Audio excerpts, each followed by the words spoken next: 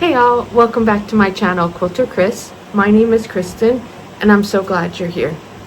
Thank you so much for joining me for this video. So this is going to be a series, and I feel like it's already one of my favorite series, and this is only the first video. So we're going to be talking about quilting questions. So I really love these. Before we get into it, and I have some notes here, so that's why I keep working over here. I just wanted to tell you, I wanted to give you some updates on me, and then some updates on what'll be coming up. I look kind of shiny. I had some skin cancer biopsies on my neck. I'm okay. These are basal cell carcinomas. They take a biopsy, and then the way that you heal them is with Vaseline, and sometimes the Vaseline gets everywhere, especially if my hair is blowing around with the fan. So no worries. I'm wearing an inexpensive shirt, so when the Vaseline gets on there, it's not terrible. So that's what's up with me. I have not had my Mohs surgery yet. I will let you know when I have that. You'll know, because I'll have some hair missing. In other news, what is coming up? So I've been working on some videos. They're going to be coming up really soon, and I'm going to talk about, I use a lot of non-traditional sewing items in my sewing room. So hopefully maybe sometime today I'll be working on getting that video up where I will talk about those non-traditional items. I have block 1 and 2 of the 2026 Designer Mystery Block of the Month. This is a block of the month done through Fat Quarter Shop. So I will hopefully get both of these videos made sometime this week. So these will be posted in addition to my regular videos. So if you have been watching my channel, you will see that I've had 2 videos up a week. It won't be a regular thing, but I say that, and then I will do these, but I won't fast forward these like I did the latest 2025 ones. So I will be working on these, and the finishing kit. I haven't even opened the finishing kit, so I may do a third video on putting that together. So that will be coming up. Also here you can see, this is that Halloween quilt that I was working on, that one of my daughters had gifted me the pattern and some fabric. So this is the 3rd quilt top I have finished. I have one on, well, not that I have finished. I have one on my long arm. One of my other adult daughters that lives here, she finished a quilt, and I'll be long arming that one and this one. So I'll have a video coming up where I will hopefully show all 3 of those completed. Fingers crossed. So yeah, but today let's get into the quilting questions. And so I want to encourage you all to ask me any questions you may have. There are no dumb questions. I read every comment on Facebook, and I try to respond to every comment. If I have not responded to your comment, tell me, because I try to respond to every comment here on Facebook. Under the Quilter Chris name, I have my YouTube channel. You can also find me at Instagram. That's actually a more personal Instagram. You'll see pictures of myself and my family on there, but you can feel free to ask me questions. I do have YouTube followers that are on there, and they have taken notes. You can email me, cherrystitches@gmail.com. Although I can set up a quilterchris@gmail.com. I will see if I can do that. And yeah, so make sure you're sending me any questions you have.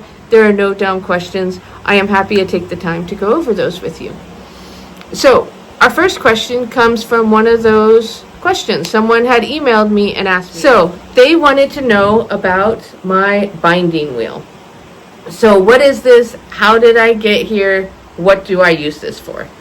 So this is binding that I have made. So if you're a brand new quilter, you may have some questions about how binding gets made. I do have a video on binding, but it was one of my more early videos, so maybe it's a little confusing. I'm not sure. If you want me to do another one, let me know. Essentially, your binding, this is the binding for the 2025 block of the month. It starts out as yardage, just like any binding, and then this is for that Halloween quilt I was just talking about. So then I cut mine into 2.5 strips, like this. So I'm probably going to work on getting this ironed and made. And then so I don't always get there, but I try to make my binding when I'm cutting out the quilt, so that when the quilt is done, I have the binding done. And then I machine sew on my binding. I save my bindings like this. So this has already been ironed. I have a rubber band holding it. So I take the 2.5-inch strip, and it has already been ironed in half, and then I will sew this onto my quilt. I don't even remember which quilt this is. Oh, this is for the heart quilt that I made, and I have not put the binding on yet because I haven't finished quilting it. That's a whole nother story. Here is another binding that I have. Okay, so when you do binding, sometimes you have extra, right? I usually make more binding than I need for a quilt, okay? And so I had this extra binding, and I thought, what am I going to do with it? So herein lies the scrap wheel. Now, I want to say that I got this idea maybe even from Lori Holt from another video I watched. Don't quote me, I don't remember. But essentially, what I have done, every time I have leftover binding or 2.5-inch strips, I add it to this wheel. And so, what do I use this for? This is great for a couple of things. So first, you can see the colors here. Like, you can see what I have the most of and what I have the least of. So if I have a quilt that maybe I don't have the yardage for the binding, which happens, I can go to my scrap wheel and pull out a similar color. Because while the binding can be impactful, I am more about getting the quilt finished than I am having it be perfect. So I have very often gone to this wheel, pushed out the color, unwound it until I got to the color that I wanted, and used that for binding. And so this, I just keep all my scrap 2.5-inch pieces on. And then I roll it up, and I keep it in a drawer, and I pin it. If you wrap this too tight, your fabric does get kind of stretched out. In the scheme of things, I don't know that it matters a whole lot, but just a warning. Process over perfection.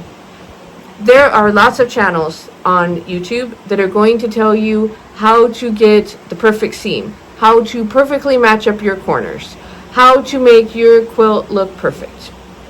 You will not get that content from my channel. You will get how to enjoy the process, how to do the process in perhaps a cheaper way. Now, that is not to say that I think that that quilts have to have a mistake in them, or that if you're doing it perfect, you're doing it wrong. I don't mean that at all.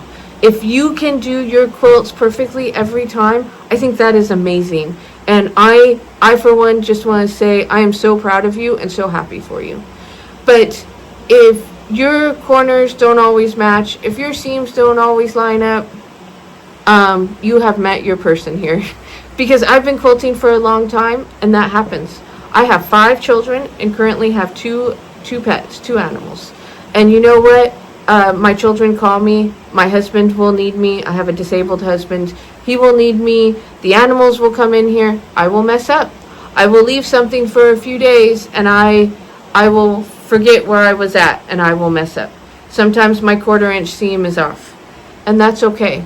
Because at the end of the day, when your quilt is all done and put together and quilted, no one, except maybe you, is going to sit there and be like, oh, this is off and this is wrong. I have given away a large majority of my quilts, and everyone has always just been, wow, I can't believe you made this. That's the important part. I would also say, if you've ever gone to a store and bought a clothing item or a quilt that sometimes there are mistakes in those being made too. And you're paying good money for that. So don't, it's process over perfection. Having said that, if this doesn't exactly match your quilt, well, at least your quilt is done. And you always have these binding strips if you need them. So that's a long answer for my binding wheel. If you have any more questions about it though, feel free to ask me. Someone had commented about this Lori Holt quilt behind me, and they said they so wanted to get the kit and they just did not have the $300 to get the kit. And I felt that really hard. I am currently not working. I just paid to move. We went to Disney, which was an expense, and all of that stacks up. Plus gas is going up, food prices are going up, and sometimes quilting has to take a back burner. So what do you do, or what do I do? This quilt behind me was not made from the kit. So I am a big one where I will buy the patterns. I have a collection of patterns, and I usually buy those before I buy any of the fabric. You can tell this video is not scripted, and sometimes the top of my head just doesn't flow. Anyway, I store my fabric, most of my fabric, in this closet in this room in a bookcase, and I store it by color. But there are two exceptions to that rule. One is my group of solid fabrics, except for white and black, solid colors, and Lori Holt. I have this bin for Lori Holt. And so what this bin is, I have all different sizes and amounts of fabric. Some are not even Lori Holt. I too cannot always afford Lori Holt. Sometimes I can, like last Christmas I got one of her fat quarter bundles, and they are amazing. But what I have found to do, especially on a quilt like this, so one of the charms of Lori Holt's quilts is that it looks scrappy, right? You buy one of her kits, she's got a bunch of fabrics in there, and so it looks scrappy. And I think sometimes, I know me too, we get nervous that it's not going to look the same if we don't use her fabrics. And that's just not true.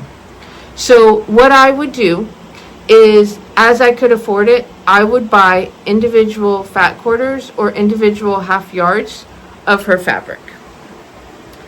And then I save it in my bin. So I have lots of fabric in here. I am not usually a huge scrap saver, except when it comes to Lori Holt, because it's so expensive. So here are some half yards that I got on sale because they're Christmas a while ago, and I have saved them. An interesting note about fabric lines, Lori Holt, Camille Ross Kelly, when you're going to Moda, Riley Blake, even Art Gallery, I think several of them, is that fabric lines from the same designer will usually, I feel like it's 9 times out of 10, those fabrics will all go together. So it doesn't have to be the exact line, because only you are going to know it wasn't the exact line. So anyway, what I do is I take my scraps, and this is kind of messy here, but I try to keep them in color order, like kind of a filing system. So then when I go to make one of her patterns, and I will be looking at the pattern, and it will say, oh, I need some greens for a tree, like this tree right here. Okay, so I need to go here and find some greens. Are they the exact greens in her pattern? No, they are not. But they are close enough for me, and then I get this design. This I did not have a kit for. This I did not have a fat quarter bundle for. I purely used my bin where I had collected fabrics when I had the money or when they were on sale. Now sometimes I use fabrics that aren't Lori Holt but look similar. So I believe, don't quote me on this one, but I believe this is a Hobby Lobby fabric that I just thought looked close enough that I could use it on the background of some of my Lori Holt quilts. So I put it in the bin. Here, I have some grays. This is not a Lori Holt fabric. This is like, I don't remember who this is, but it's Elizabeth Hartman fabric, right? It is a sparkly gray. This is not Lori Holt, but this is in several of my Lori Holt quilts because I needed more grays. So what I would say is if you want to make a quilt, and what is standing between you and making that quilt is money, is take it slow.